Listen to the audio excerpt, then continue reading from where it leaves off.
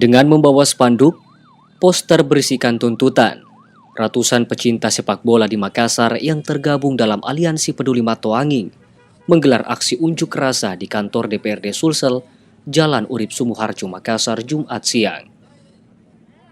Dalam aksinya, mereka melakukan long march dari Jalan Masjid Raya menuju kantor DPRD Sulsel.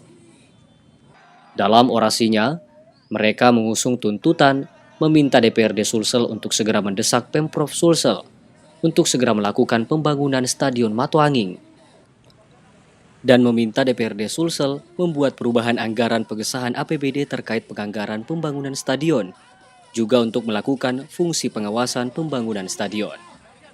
Tuntutannya adalah segera dilakukan action dalam pembangunan Stadion Matoanging, bukan hanya sekedar wacana, tender dan lain-lain. Kami mau action dari PLT Gubernur Sulawesi Selatan, entah anggarannya dari mana, APBD, PEN atau terserah, tapi sudah berjanji untuk membangun stadion setelah membongkar.